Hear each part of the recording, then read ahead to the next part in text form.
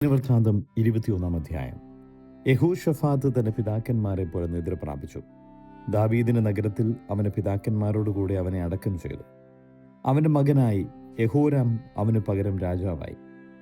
അവന് യഹോശഫാത്തിന്റെ പുത്രന്മാരായ അസര്യാവ്, യഹീയേൽ, സെഖര്യാവ്, അസര്യാവ്, മിഖായേൽ, ഫത്യാവ് എന്നീ സഹോദരന്മാരുണ്ടായിരുന്നു. ഇവരെല്ലാവരും യഹൂദ രാജാവായ യഹോശഫാത്തിന്റെ പുത്രന്മാർ. അവരുടെ അപ്പൻ അവർക്ക് വെള്ളിയും പൊന്നും വിശേഷ വസ്തുക്കളുമായ വലിയ ദാനങ്ങളും യഹൂദയിൽ ഉറപ്പുള്ള പട്ടണങ്ങളും കൊടുത്തു. എന്നാൽ യഹോരാം ആദ്യജാതനായിരിക്കയാൽ രാജ്യത്വം അവന് കൊടുത്തു. യഹോരാം തൻ്റെ അപ്പൻ്റെ രാജ്യത്വം ഏറ്റ് തന്നെത്താൻ ബലപ്പെടുത്തിയ ശേഷം തൻ്റെ സഹോദരന്മാരെയൊക്കെയും ഇസ്രയേൽ പ്രഭുക്കന്മാരിൽ പലരെയും വാൾ കൊണ്ട് കൊന്നു. യഹോരാം വാഴ്ച തുടങ്ങിയപ്പോൾ അവന് 32 വയസ്സായിരുന്നു. അവൻ 8 സംവത്സരം യെരൂശലേമിൽ വാണു. ആഹാബ് ഗ്രഹം ചെയ്തതുപോലെ അവൻ ഇസ്രയേൽ രാജാക്കന്മാരുടെ വഴിയിൽ നടന്നു. ആഹാബിന്റെ മകൾ അവന് ഭാര്യയായിരുന്നുവല്ലോ. അവൻ യഹോവയ്ക്ക് അനിഷ്ടമായുള്ളത് ചെയ്തു. എന്നാൽ യഹോവ ദാവീദിനോട് ചെയ്തിരുന്ന നിയമനിമിത്തവും അവരും അവന്റെ പുത്രന്മാർക്കും ഒരു ദീപം എല്ലായ്പ്പോഴും കൊടുക്കുമെന്ന് വാഗ്ദാനം ചെയ്തിരിക്കെ നിമിത്തവും ദാവീദ് ഗ്രഹത്തെ നശിപ്പിപ്പാൻ അവന് മനസ്സിലായിരുന്നു. അവന്റെ കാലത്ത് ഏദോം യഹൂദയുടെ മേലാധികാരത്തോട് മത്സരിച്ച് തങ്ങൾക്കൊരു രാജാവിനെ വാഴിച്ചു. യഹോരാം തൻ്റെ പ്രഭുക്കന്മാരോടും സകല രഥങ്ങളോടും കൂടെ ചെന്ന് രാത്രിയിൽ എഴുന്നേറ്റ് തന്നെ വളഞ്ഞിരുന്ന ഏദോമിനെയും പേരാളികളെയും തോൽപ്പിച്ചു കളഞ്ഞു. എന്നാൽ ഏദോം ഇന്നുവരെ യഹൂദയുടെ മേലധികാരത്തോട് മത്സരിച്ച് നിൽക്കുന്നു. അവൻ തൻ്റെ പിതാക്കന്മാരുടെ ദൈവമായ യഹോവയെ ഉപേക്ഷിച്ചതുകൊണ്ട് ആ കാലത്ത് തന്നെ ലിബ്നയും അവൻ്റെ മേലാധികാരത്തോട് മത്സരിച്ചു. അവൻ യഹൂദ പർവ്വതങ്ങളിൽ പൂജാഗിരികളെ ഉണ്ടാക്കി യെരൂശലേം നിവാസികളെ പരസംഗം ചെയ്യുമാറാക്കി യഹൂദയെ തെറ്റിച്ചു കളഞ്ഞു. അവന് ഏലിയ പ്രവാചകന്റെ പക്കൽ നിന്ന് ഒരു എഴുത്തു വന്നതെന്തെന്നാൽ, നിന്റെ പിതാവായ ദാവീദിന്റെ ദൈവമായ യഹോവ ഇപ്രകാരം അരുളി ചെയ്യുന്നു, നീ നിന്റെ അപ്പനായ യഹോശഫാത്തിന്റെ വഴികളിലും യഹൂദ രാജാവായ ആസയുടെ വഴികളിൽ നടക്കാതെ ഇസ്രായേൽ രാജാക്കന്മാരുടെ വഴിയിൽ നടക്കുകയും ആഹാബ് ഗ്രഹത്തിന്റെ പരസംഗം പോലെ യഹൂദയെയും യെരൂശലേം നിവാസികളെയും പരസംഗം ചെയ്യുമാറാക്കുകയും നിന്നേക്കാൾ നല്ലവരായ നിന്റെ പിതൃഭവനത്തിലുള്ള സഹോദരന്മാരെ കൊല്ലുകയും ചെയ്യുകൊണ്ട് യഹോവ നിന്റെ ജനത്തെയും നിന്റെ മക്കളെയും നിന്റെ ഭാര്യമാരെയും നിന്റെ സകല വസ്തുക്കളെയും മഹാബാധ കൊണ്ട് ബാധിക്കും. നിനക്കോ ദീനത്താൽ നിന്റെ കുടൽ കാലക്രമേണ പുറത്തു ചാടും വരെ കുടലിൽ വ്യാധി പിടിച്ചു കഠിന ദീനമുണ്ടാകും. യഹോവ ഫിലിസ്ത്യരുടെയും കൂശ്യരുടെയും സമീപത്തുള്ള അറബികളുടെയും മനസ്സ് യഹോരാമിന്റെ നേരെ ഉണർത്തി. അവർ യഹൂദയിലേക്ക് വന്ന് അതിനെ ആക്രമിച്ചു. രാജധാനിയിൽ കണ്ട സകല വസ്തുക്കളെയും അവന്റെ പുത്രന്മാരെയും അവന്റെ ഭാര്യമാരെയും അപഹരിച്ചു കൊണ്ടുപോയി. അതുകൊണ്ട് അവൻ്റെ ഇളയ മകനായ യഹോവാഹാസ് അല്ലാതെ ഒരു മകനും അവന് ശേഷിച്ചില്ല. ഇതെല്ലാം കഴിഞ്ഞ ശേഷം യഹോവ അവനെ കുടലിൽ പൊറുക്കാത്ത വ്യാധി കൊണ്ട് ബാധിച്ചു.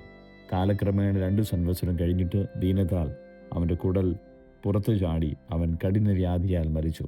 അവൻ്റെ ജനം അവൻ്റെ പിതാക്കന്മാരുടെ കഴിച്ച ദഹനം പോലെ അവന് വേണ്ടി ദഹനം കഴിച്ചില്ല.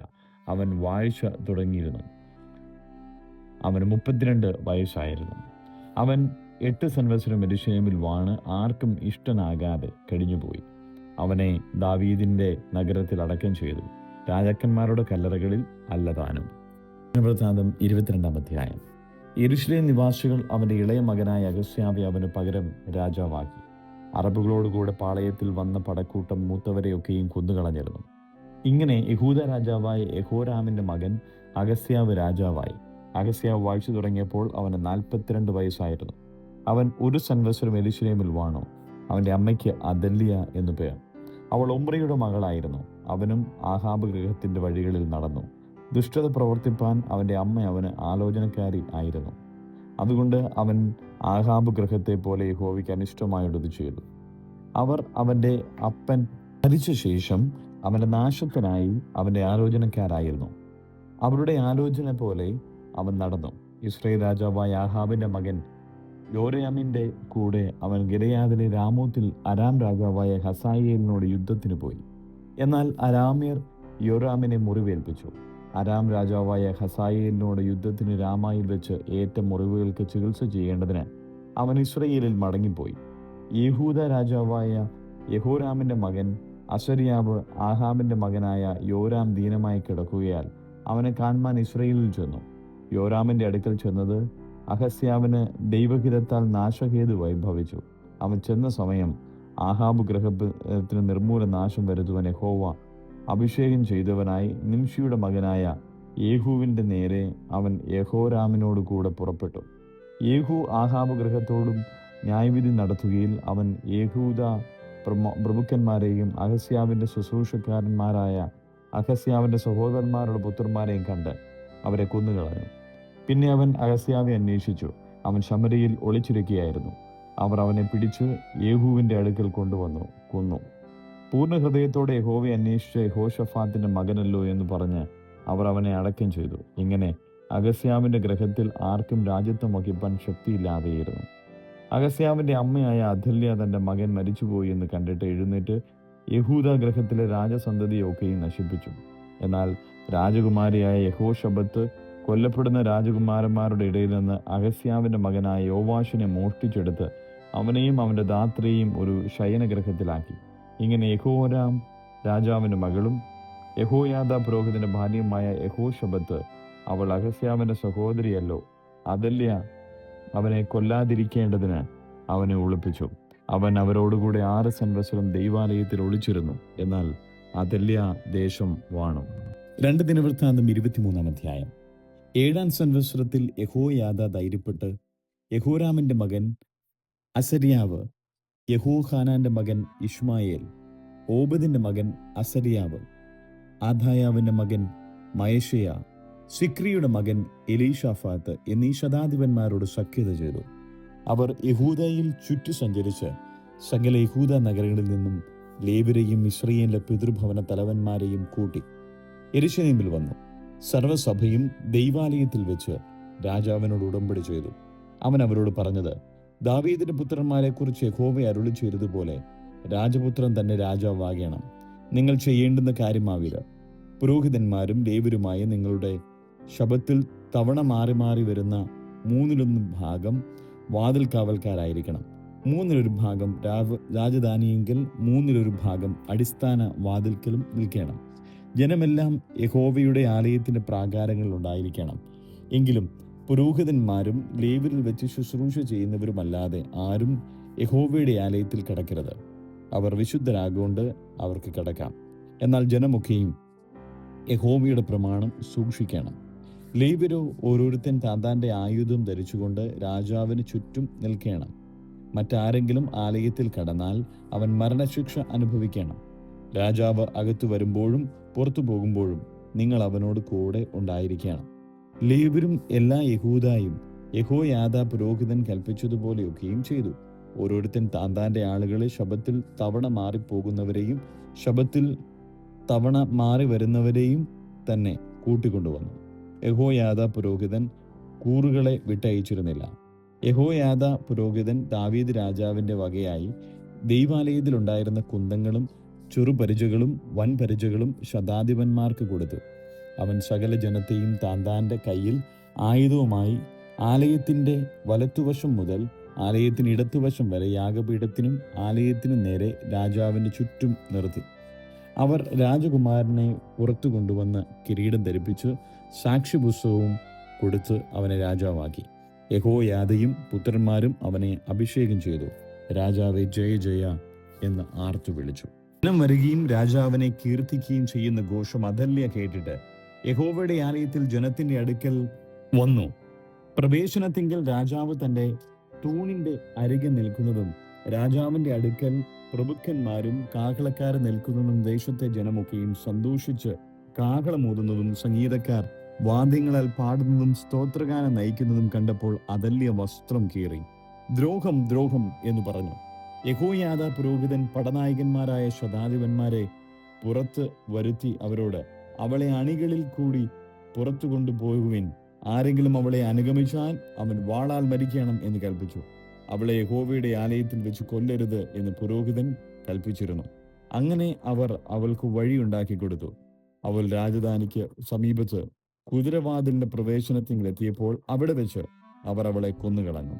അനന്തരം യഹോയാദ തങ്ങൾ യഹോവയുടെ ജനം ആയിരിക്കും എന്ന് താനും സർവ്വജനവും രാജാവും തമ്മിൽ ഒരു നിയമം ചെയ്തു. പിന്നെ ജനമൊക്കെയും ബാലിന്റെ ക്ഷേത്രത്തിലേക്ക് ചെന്ന് അത് ഇടിച്ച് അതിന്റെ ബലിപീഠങ്ങളെയും വിഗ്രഹങ്ങളെയും തകർത്തു കളഞ്ഞു. ബാലിന്റെ പുരോഹിതന്മാരായ മദ്ധാനെ ബലിപീഠങ്ങളുടെ മുമ്പിൽ വെച്ചു കൊന്നുകളഞ്ഞു. ദാവീദ് കൽപ്പിച്ചതുപോലെ സന്തോഷത്തോടും സംഗീതത്തോടും കൂടെ മോശയുടെ ന്യായപ്രമാണത്തിൽ എഴുതിയിരിക്കുന്ന പ്രകാരം യഹോവയുടെ ഹോമയാഗങ്ങളെ അർപ്പിക്കേണ്ടതിന് യഹോയാദ യഹോവയുടെ ആലയത്തിന് ദാവീദ് വിഭാഗിച്ചു കൊടുത്തിരുന്ന ലേവ്യരുടെയും പുരോഹിതന്മാരുടെയും കീഴിൽ യഹോവയുടെ ആലയത്തിൽ ഉദ്യോഗങ്ങളെ നിയമിച്ചു.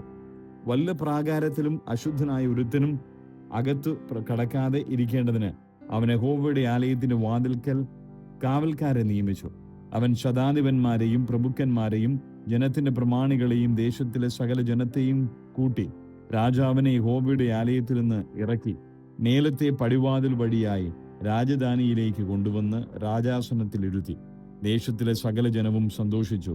നഗരം സ്വസ്ഥമായിരുന്നു. അദല്യാവെ അവർ വാൾ കൊണ്ട് കൊന്നുകളഞ്ഞു. 2 ദിനവൃത്താന്തം 24-ാം അധ്യായം. യോവാശ് വാഴ്ച തുടങ്ങിയപ്പോൾ അവന് 7 വയസ്സായിരുന്നു. അവൻ 40 സംവത്സരം യെരൂശലേമിൽ വാണു. ബേർഷേബക്കാരത്തിയായ അവന്റെ അമ്മയ്ക്ക് സിബ്യ എന്നു പേർ. യഹോയാദ പുരോഹിതന്റെ ആയുഷ്കാലത്തൊക്കെയും യോവാശ് യഹോവയ്ക്ക് പ്രസാദമുള്ളത് ചെയ്തു. യഹോയാദ അവന് 2 ഭാര്യമാരെ വിവാഹം കഴിപ്പിച്ചു. അവൻ പുത്രന്മാരെയും പുത്രിമാരെയും ജനിപ്പിച്ചു. അനന്തരം യോവാശ് യഹോവയുടെ ആലയത്തിന്റെ അറ്റകുറ്റം തീർപ്പാൻ മനസ്സുവെച്ചു. അവൻ പുരോഹിതന്മാരെയും ലേവ്യരെയും കൂട്ടിവരുത്തി അവരോട്, യഹൂദ നഗരങ്ങളിലേക്ക് ചെന്ന് നിങ്ങളുടെ ദൈവത്തിന്റെ ആലയം ആണ്ടുതോറും അറ്റകുറ്റം പോക്കുവാൻ എല്ലാ ഇസ്രയേലിലും നിന്ന് ദ്രവ്യം ശേഖരിപ്പിൻ. ഈ കാര്യം വേഗം നിർത്തിക്കണം എന്ന് കൽപ്പിച്ചു. ലേവ്യരോ അതിന് ബന്ധപ്പെട്ടില്ല. ആകയാൽ രാജാവ് തലവനായ യഹോയാദയെ വിളിപ്പിച്ച് അവരോട്, സാക്ഷ്യകൂടാരത്തിന് യഹോവയുടെ ദാസനായ മോശ കൽപ്പിച്ചിരുന്ന പിരിവ് യഹൂദയിൽ നിന്നും യെരൂശലേമിൽ നിന്നും കൊണ്ടുവരുവാൻ നീ ലേവ്യരോടും ഇസ്രായേൽ സഭയോടും ആവശ്യപ്പെടാതിരുന്നത് എന്ത്? ദുഷ്ടസ്ത്രീയായ അദല്യായുടെ പുത്രന്മാർ ദൈവാലയം പൊളിച്ചു കളഞ്ഞു. യഹോവയുടെ ആലയത്തിലെ സകല നിവേദ്യങ്ങളെയും ബാൽ വിഗ്രഹങ്ങൾ കൊടുത്തുവല്ലോ എന്ന് പറഞ്ഞു. അങ്ങനെ അവർ രാജകൽപ്പന പ്രകാരം ഒരു പെട്ടകമുണ്ടാക്കി യഹോവയുടെ ആലയത്തിന്റെ വാതിൽക്കൽ പുറത്തുവെച്ചു. ദൈവത്തിന്റെ ദാസനായ മോശ മരുഭൂമിയിൽ വെച്ച് ഇസ്രായേലിന്മേൽ ചുമത്തിയ പിരിവ് യഹോവയുടെ അടുക്കൽ കൊണ്ടുവരുവാൻ അവർ യഹൂദയിലും യെരൂശലേമിലും പരസ്യം ചെയ്തു. സകല പ്രഭുക്കന്മാരും സർവ്വജനവും സന്തോഷിച്ചു. കാര്യം തീരും വരെ അവർ കൊണ്ടുവന്ന് പെട്ടകത്തിൽ ഇട്ടു. ലേവ്യർ പെട്ടകമെടുത്ത് രാജാവിന്റെ ഉദ്യോഗസ്ഥരുടെ അടുക്കൽ കൊണ്ടുവരുന്ന സമയം ദ്രവ്യം വളരെ ഉണ്ടെന്ന് കണ്ടാൽ രാജാവിന്റെ രായസക്കാരനും മഹാപുരോഹിതന്റെ കാര്യസ്ഥനും വന്ന് പെട്ടകം ഒഴുക്കിയും പിന്നെയും എടുത്ത് അതിന്റെ സ്ഥലത്ത് കൊണ്ടുവന്ന് വയ്ക്കുകയും ചെയ്തു. ഇങ്ങനെ അവർ ദിവസം പ്രതി ബഹുദ്രവ്യം ശേഖരിച്ചു. രാജാവും യഹോയാദയും അത് യഹോവയുടെ ആലയത്തിൽ വേല ചെയ്യിക്കുന്നവരുടെ കൈ കൊടുത്തു. അവർ യഹോവയുടെ ആലയത്തിന്റെ അറ്റകുറ്റം തീർപ്പാൻ കൽപ്പണിക്കാരെയും ആശാരികളെയും യഹോവയുടെ ആലയം കേടുപോക്കാൻ ഇരുമ്പും താമ്രവും കൊണ്ട് പണി ചെയ്യുന്നവരെയും കൂലിക്ക് വെച്ചു. അങ്ങനെ പണിക്കാർ വേല ചെയ്ത് അറ്റകുറ്റം തീർത്തു. ദൈവാലയം യഥാസ്ഥാനത്താക്കി ഉറപ്പിച്ചു. പണി തീർത്തിട്ട് ശേഷം ദ്രവ്യം അവർ രാജാവിന്റെയും യഹോയാദയുടെ മുമ്പിൽ കൊണ്ടുവന്നു. അവർ അതുകൊണ്ട് യഹോവയുടെ ആലയം വകയ്ക്ക് ഉപകരണങ്ങളുണ്ടാക്കി. ശുശ്രൂഷയ്ക്കായും ഹോമയാഗത്തിനായുമുള്ള ഉപകരണങ്ങളും തവകളും പൊന്നും വെള്ളിയും കൊണ്ടുള്ള ഉപകരണങ്ങളും തന്നെ. അവർ യഹോയാദയുടെ കാലത്തൊക്കെയും ഇടവിടാതെ യഹോവയുടെ ആലയത്തിൽ ഹോമയാഗം അർപ്പിച്ചു പോന്നു. യഹോയാദ വയോധികനും കാലസമ്പൂർണനുമായി മരിച്ചു. മരിക്കുമ്പോൾ അവന് 130 വയസ്സായിരുന്നു. അവൻ ഇസ്രയേലിൽ ദൈവത്തിന്റെയും അവന്റെ ആലയത്തിന്റെയും കാര്യത്തിൽ നന്മ ചെയ്തിരിക്കൊണ്ട് അവർ അവനെ ദാവീദിന്റെ നഗരത്തിൽ രാജാക്കന്മാരുടെ ഇടയിൽ അടക്കം ചെയ്തു. യഹോയാദ മരിച്ച ശേഷം യഹൂദ പ്രഭുക്കന്മാർ വന്ന് രാജാവിനെ വണങ്ങി. രാജാവ് അവരുടെ വാക്കുകേട്ടു. അവർ തങ്ങളുടെ പിതാക്കന്മാരുടെ ദൈവമായ യഹോവയുടെ ആലയം ഉപേക്ഷിച്ച് അശേര പ്രതിഷ്ഠകളെയും വിഗ്രഹങ്ങളെയും സേവിച്ചു. അവരുടെ ഈ കുറ്റം ഹേതുവായിട്ട് യഹൂദയുടെ മേലും യെരൂശലേമിന്റെ മേലും കോപം വന്നു. അവരെ യഹോവയെങ്കിലേക്ക് തിരിച്ചു വരുത്തുവാൻ അവൻ പ്രവാചകന്മാരെ അവരുടെ അടുക്കൽ അയച്ചു. അവർ അവരോട് സാക്ഷീകരിച്ചു, എങ്കിലും അവർ ചെവി കൊടുത്തില്ല. എന്നാറേ ദൈവത്തിന്റെ ആത്മാവ് യഹോയാദ പുരോഹിതന്റെ മകനായ സെഖര്യാവിന്റെ മേൽ വന്നു. അവൻ ജനത്തിനെതിരെ നിന്ന് അവരോട് പറഞ്ഞത്, ദൈവം ഇപ്രകാരം അരുളി ചെയ്യുന്നു, നിങ്ങൾക്ക് ശുഭം വരുവാൻ കഴിയാതെ വണ്ണം നിങ്ങൾ യഹോവയുടെ കൽപ്പനകളെ ലംഘിക്കുന്നത് എന്ത്? നിങ്ങൾ യഹോവയെ ഉപേക്ഷിച്ചതുകൊണ്ട് അവൻ നിങ്ങളെയും ഉപേക്ഷിച്ചിരിക്കുന്നു.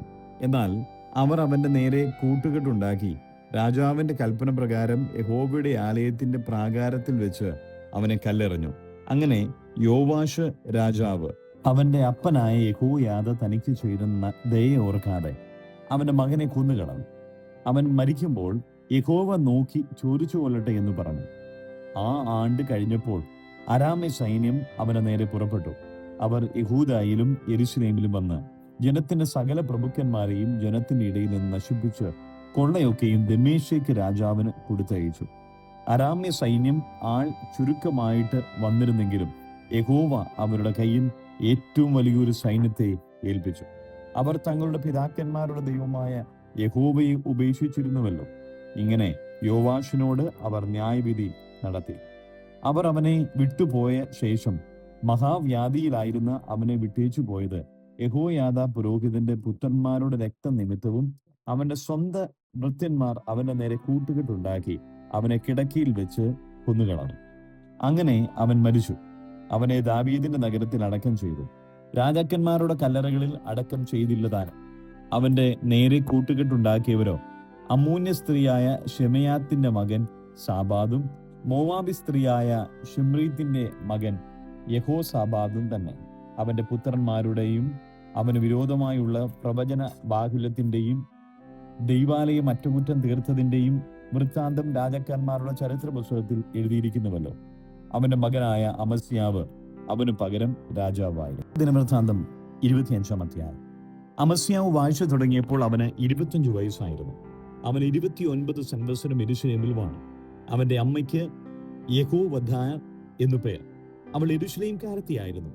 അവൻ യഹോവയ്ക്ക് പ്രസാദമുള്ളത് ചെയ്തു, ഏകാഗ്ര ഹൃദയത്തോടെ അല്ലതാനും. രാജ്യത്വം അവൻ ഉറച്ച ശേഷം അവൻ തന്റെ അപ്പനായ രാജാവിനെ കൊന്ന തന്റെ ഭൃത്യന്മാരുടെ മരണശിക്ഷ നടത്തി. എങ്കിലും അവരുടെ പുത്രന്മാരെ അവൻ കൊല്ലിച്ചില്ല. അപ്പന്മാർ പുത്രന്മാരുടെ നിമിത്തം മരിക്കരുത്, പുത്രന്മാർ അപ്പന്മാരുടെ നിമിത്തവും മരിക്കരുത്. ഓരോരുത്തൻ താന്റെ സ്വന്തം പാപം നിമിത്തമേ മരിക്കാവൂ എന്ന് യഹോവ കൽപ്പിച്ചിരുന്നതായി മോശയുടെ പുസ്തകത്തിലെ ന്യായപ്രമാണത്തിൽ എഴുതിയിരിക്കുന്നത് പോലെ തന്നെ. എന്നാൽ അമസ്യാവ് യഹൂദയെ കൂട്ടിവരുത്തി എല്ലാ യഹൂദയും ബെന്യാമീനുമായ അവന്റെ സഹസ്രാധിപന്മാർക്കും ശതാധിപന്മാർക്കും കീഴെ പിതൃഭവനമായി നിർത്തി. 20 വയസ്സു മുതൽ മേലോട്ടുള്ളവരെ എണ്ണി. കുന്തവും പരിചയം എടുപ്പാൻ പ്രാപ്തിയുള്ള ശ്രേഷ്ഠ യോദ്ധാക്കൾ 3 ലക്ഷം എന്ന് കണ്ടു. അവൻ ഇസ്രയേലിൽ നിന്നും 1 ലക്ഷം പരാക്രമശാലികളെ 100 താലന്ത് വെള്ളി കൊടുത്ത് കൂലിക്ക് വാങ്ങി. എന്നാൽ ഒരു ദൈവപുരുഷൻ അവന്റെ അടുക്കൽ വന്നു, രാജാവേ, ഇസ്രയേലിന്റെ സൈന്യം നിന്നോടുകൂടെ പോരരുത്.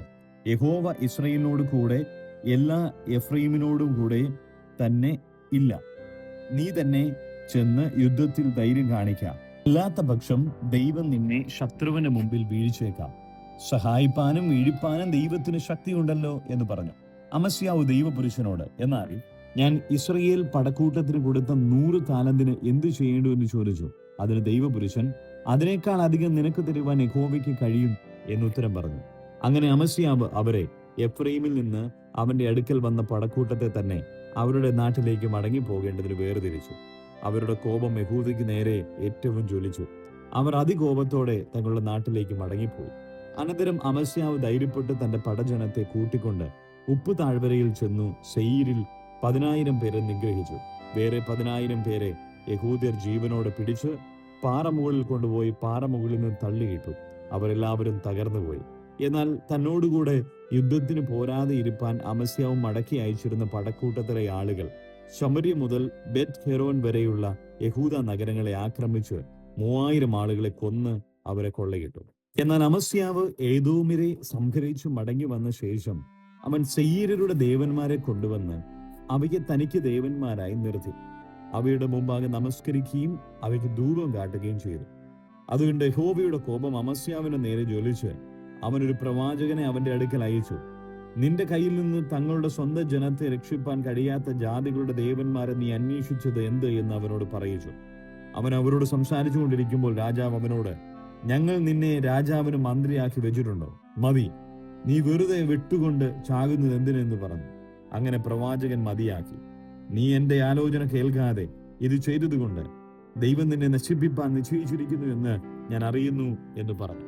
അനന്തരം യഹൂദ രാജാവായ അമസ്യാവ് ആലോചന കഴിച്ചിട്ട് ഇസ്രയേൽ രാജാവായ യേഹൂവിന്റെ മകനായ യെഹോവാഹാസിന്റെ മകൻ യോവാശിന്റെ അടുക്കൽ ആളയച്ചു. വരിക, നാം തമ്മിൽ ഒന്നു നോക്കുക എന്ന് പറയിച്ചു. അതിന് ഇസ്രായേൽ രാജാവായ യോവാശ് യഹൂദ രാജാവായ അമസ്യാവിന്റെ അടുക്കൽ പറഞ്ഞയച്ചത് എന്തെന്നാൽ, ലെബാനോനിലെ മുൾപടർപ്പ് ലെബാനോനിലെ ദേവദാരുവിന്റെ അടുക്കൽ ആളയച്ചു, നിന്റെ മകളെ എന്റെ മകന് ഭാര്യയായി തരിക എന്ന് പറയിച്ചു. എന്നാൽ ലെബാനോനിലെ ഒരു കാട്ടുമൃഗം കടന്നു ചെന്ന് മുൾപടർപ്പിനെ ചവിട്ടിക്കളഞ്ഞു, ഏദോമിനെ തോൽപ്പിച്ചു എന്ന് നീ വിചാരിക്കും. വമ്പ് പറയുവാൻ തക്കവണ്ണം നിന്റെ മനസ്സ് നിഗളിച്ചിരിക്കുന്നു. വീട്ടിൽ അടങ്ങി പാർത്തുകൊള്ളുക. നീയും യഹൂദായും വീഴുവാൻ തക്കവണ്ണം അനർത്ഥത്തിൽ ഇടപെടുന്നത് എന്തിന്? എന്നാൽ അമസ്യാവ് കേട്ടില്ല. അവർ ഏദോമ്യ ദേവന്മാരെ ആശ്രയിക്കൊണ്ട് അവരെ ശത്രുവിന്റെ കയ്യിൽ ഏൽപ്പിക്കേണ്ടതിന് അത് ദൈവഹിതത്താൽ സംഭവിച്ചു. അങ്ങനെ ഇസ്രായേൽ രാജാവായ യോവാശ് പുറപ്പെട്ടു ചെന്നു. അവനും യഹൂദ രാജാവായ അമസ്യാവും യഹൂദയ്ക്കുള്ള ബേത് ഷെമേരിൽ വെച്ച് തമ്മിൽ നേരിട്ടു. യഹൂദ ഇസ്രായേലിനോട് തോറ്റ് ഓരോരുത്തൻ താന്താന്റെ കൂടാരത്തിലേക്ക് ഓടിപ്പോയി. ഇസ്രായേൽ രാജാവായ യോവാശ് യഹോവാഹാസിന്റെ മകനായ യോവാശിന്റെ മകനായി യഹൂദ രാജാവായ അമസ്യാവെ ബേത് ഷെമേരിൽ വെച്ച് പിടിച്ച് യെരൂശലേമിൽ കൊണ്ടുവന്നു. യെരൂശലേമിന്റെ മതിൽ എഫ്രൈമിന്റെ പടിവാതിൽ മുതൽ കോൺ പടിവാതിൽ വരെ 400 മുഴം ഇടിച്ചു കളഞ്ഞു. അവൻ ദൈവാലയത്തിൽ ഓബേദെദോമിന്റെ പക്കൽ കണ്ട എല്ലാ പൊന്നും വെള്ളിയും സകല പാത്രങ്ങളും രാജധാനിയിലെ ഭണ്ഡാരവും എടുത്ത് ജാമ്യക്കാരെയും പിടിച്ച് ശമരിയിലേക്ക് മടങ്ങിപ്പോയി. ഇസ്രായേൽ രാജാവായ യഹോവാഹാസിന്റെ മകൻ യോവാസ് മരിച്ച ശേഷം യഹൂദ രാജാവായ യോവാശിന്റെ മകൻ അമസ്യാവ് 15 സംവത്സരം ജീവിച്ചിരുന്നു. എന്നാൽ അമസ്യാവിന്റെ മറ്റുള്ള വൃത്താന്തങ്ങൾ ആദ്യാവസാനം യഹൂദയിലെയും ഇസ്രായേലിലെയും രാജാക്കന്മാരുടെ പുസ്തകത്തിൽ എഴുതിയിരിക്കുന്നുവല്ലോ. അമസ്യാവ് യഹോവയെ വിട്ടുമാറിയ കാലം മുതൽ അവർ യെരൂശലേമിൽ അവനെ നേരെ കൂട്ടുകെട്ടുണ്ടാക്കി. അത് നിമിത്തം അവൻ ലാഖീഷിലേക്ക് ഓടിപ്പോയി. എന്നാൽ അവർ ലാഖീഷിലേക്ക് അവന്റെ പിന്നാലെ ആളയച്ച് അവിടെ വെച്ച് അവനെ കൊന്നുകളഞ്ഞു. അവനെ കുതിരപ്പുറത്ത് കൊണ്ടുവന്ന് യഹൂദായുടെ മൂല നഗരത്തിൽ അവന്റെ പിതാക്കന്മാരുടെ അടുക്കൽ അടക്കം ചെയ്തു.